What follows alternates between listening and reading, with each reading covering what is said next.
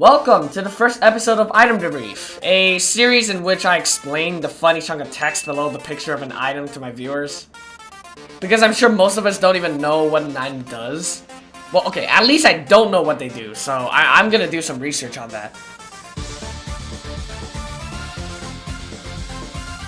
As another side note, I'll probably keep this series free from my opinions and just talk about the pros and cons of an item.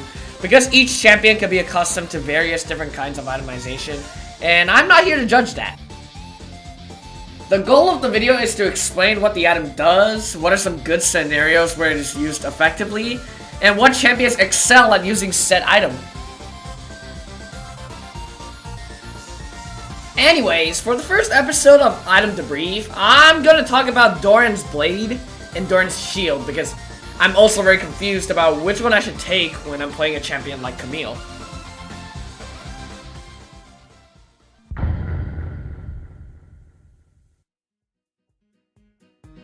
The first item I'll be covering in this video is the Doran's Blade, which I'm sure most of us know as the iconic starting item of any AD champions.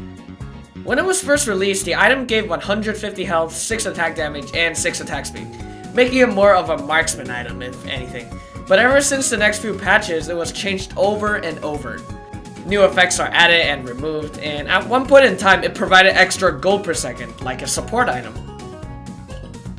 Since an update back in 2010, the extra effect on the item has been determined to be lifesteal, and that wasn't changed again all the way till the present. And at the current patch, which is patch 11.15, the Doran's Blade provides your champion with 8 attack damage, 80 health, and 2.5% omnivamp as its unique passive, Warmonger.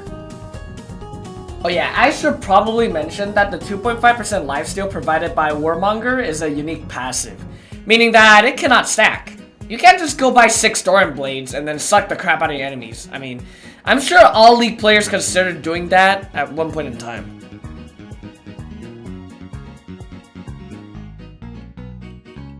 The next item I'm going to cover is no other than the Doran's Shield, the item everybody goes to when it comes to sustaining through poke-heavy lane opponents.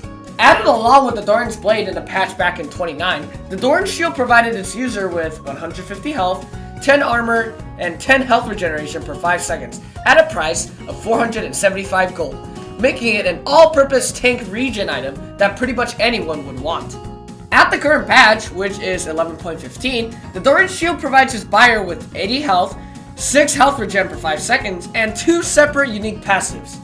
The first unique passive, Focus, makes you do 5 bonus physical damage on hit against minions, helping you CS better. The second unique passive, Endure, procs upon taking damage from an enemy champion or large monsters.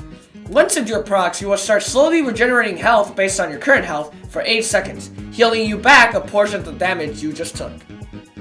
You should also note that the Endure passive healing is only 2/3 as effective when you're using a ranged champion or when you get splashed by an AoE ability, balancing the amount of healing on ranged champs and small AoE spells.